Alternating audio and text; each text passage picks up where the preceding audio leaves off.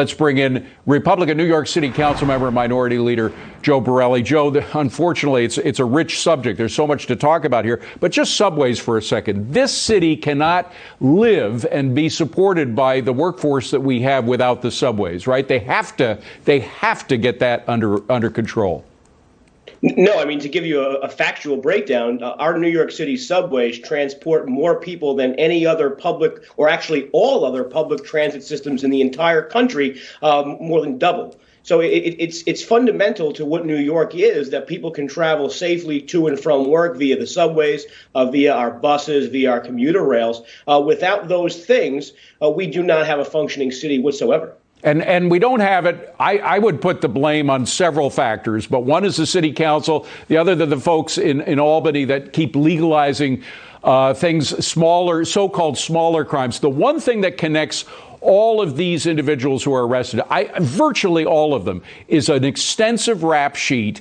Their criminal background supports a return to broken windows type of policing, which means that if you get the smaller crimes, you end up getting the big crimes.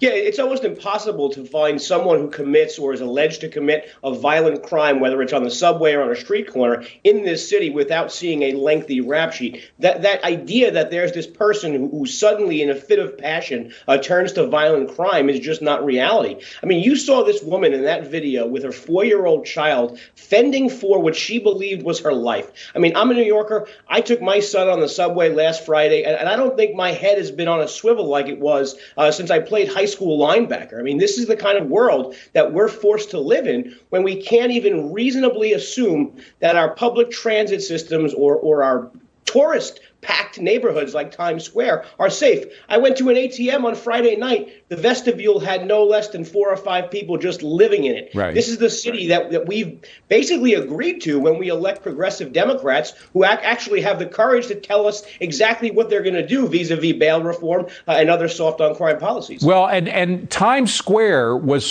sort of the epicenter of crime in the 70s and the 80s. That was what Rudy Giuliani took on when he became mayor in '93. He said, I'm going to clean up. And he did. We know how to clean it up. We know how to clean up the homeless problem as well. You send cops with social service operators and they say, look, we can find a job for you. We can find you a place to sleep for the night. But you can't use the sidewalk as your bedroom and bathroom. You can't do that. And I don't know. I don't see any politician willing to say that now.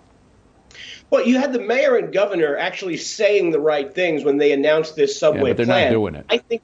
I think whether they actually have the intestinal fortitude to follow through on it is really the question. But they said the right thing. I mean, the subways aren't treating any drug users. We're not treating the mentally ill on our subway systems. So why should we allow those people to just occupy and cause a danger for everyone else? Again, whether they actually send the police in and the police force people to vacate those spots, that's a whole different story. And I think we'll find out the answer in the next few weeks. Joe, I got another one I wanted you to take on.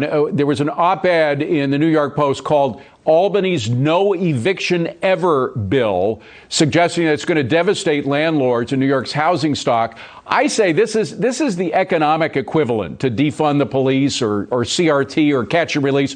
When a state becomes this divorced from reality, it is doomed to social and economic failure. What do you say?